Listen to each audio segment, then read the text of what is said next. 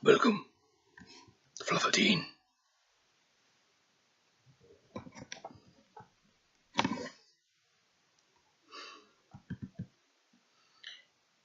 Today, something was on my mind this morning. Sexism and racism. Not the concept in general, but why it even started. Why was it in the early stages of, history, women were treated with less respect? I can't think it was less stated in the early stages of history, but it's when we reach Victorian, Georgian era and British history, which is the earliest history I can recommend because I'm British and I don't know much else of it in history. Women did have a lesser status than men, but go back further to Middle Age or Stone Age, Bronze Age, something like that. Did it even exist then? Yeah, the men went out and hunted and the women stayed at home, but we don't know much about the Stone Age. We can only guess from what we found. Even then, yeah. Then again, sexism has existed for practically years. Even now it exists. People are so racist that other vote in a complete and utter dickhead or a giant douche serves her sandwich into the presidency. I mean, Americans were so racist that they didn't want a woman in presidency. They wanted an absolute idiot who didn't know how to run the government, but none of that giant douche in American office. No, but why is it people were so racist that they had to treat women differently, even though they were exactly the same? The only difference was women were able to have kids. They looked different. They had different bodily parts, except men thought they were different, therefore they put them down. It's always been this. Men have always had this authority, this willing ability to make women less than what they believe them to be. It's always been there. Why has it been there always? Why is it always there? Why is it always that women have been pushed down throughout time, being less than what they are? Why is it that? Why has sexism existed since the dawn of time? Since the race sex is here, saying referring to men as in mankind is completely sexist. But then again, why is it when people first evolved into civilization in the Stone Age that women were always accepted staying at home, even though cave painting drawings, as far as I'm concerned, consists of a stick painting? To move on to racism. Once again, the earliest concept I can believe in, or two earliest concepts would have to be when the slave trade started up. When people went to Africa, they found people of a different colour, different race, ethnicity, and they thought they are lesser beings than them and locked them on a ship and took them away to be slaves. Seriously, their first thought when finding a completely different civilization. Oh, I know. I'm going to take them with me and set them up to do the work I want to do. But why is it this? Why did the people think when they found a new civilization, they thought free slaves? Why? It existed. But why did it? What drove people to think that that's because people have a different colour, they don't deserve the same rights? What is in their mind which foresees this?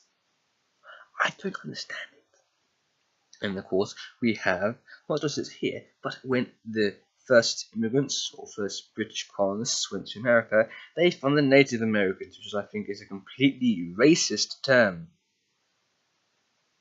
And they thought that's because they have a red skin and they don't speak and they don't know our ways and they don't know anything about us. We're going to rape them, kill them, take their land, and do whatever we like because we don't give a damn because they're less beings than us. I do apologize, I can be considered racist towards Americans. That is a complete utter fact. I am a racist myself. Probably because I just hate their big-headedness. But that's against the point. Quick explanation, I think they're big-headed because they said that they're the big country when it's simply not.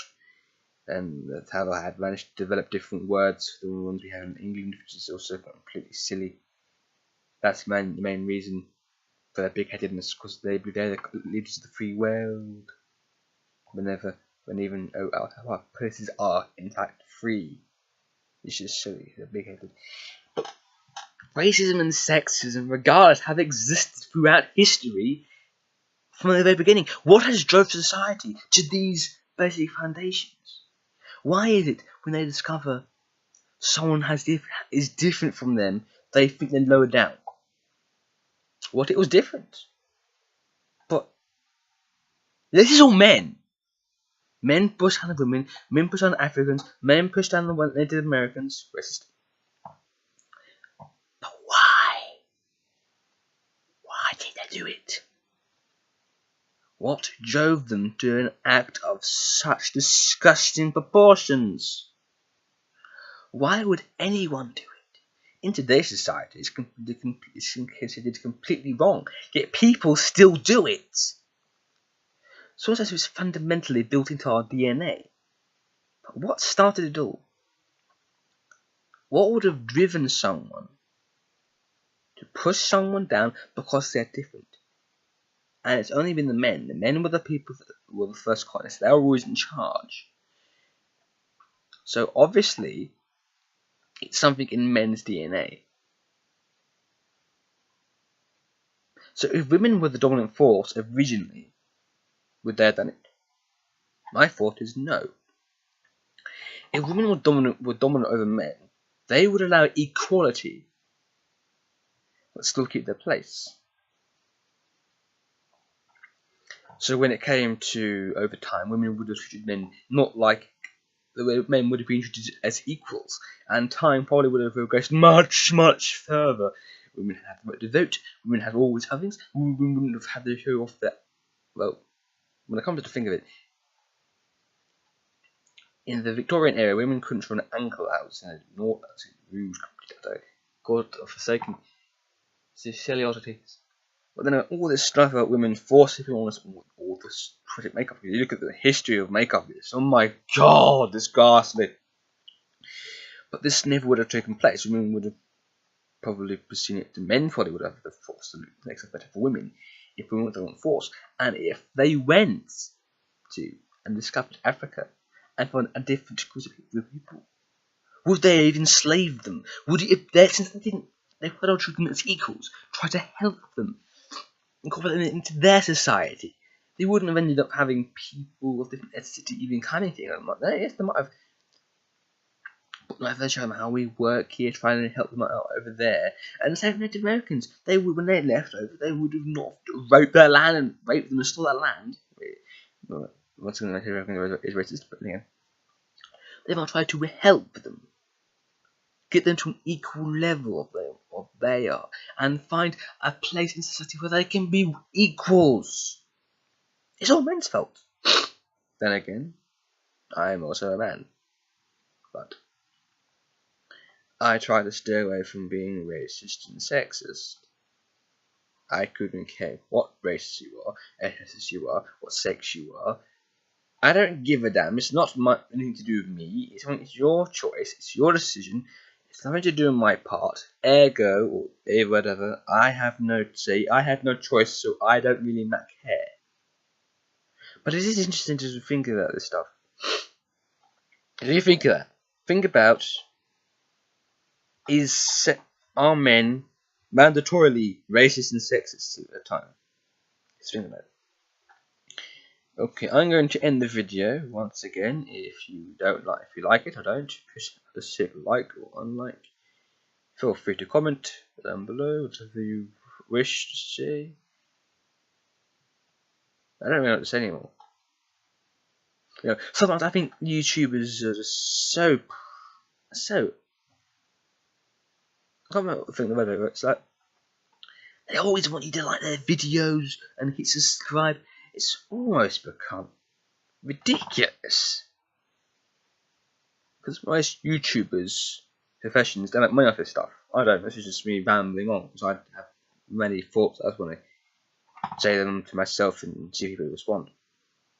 But it seems to me that most YouTubers just they always plant you within the video to join, subscribe, and like.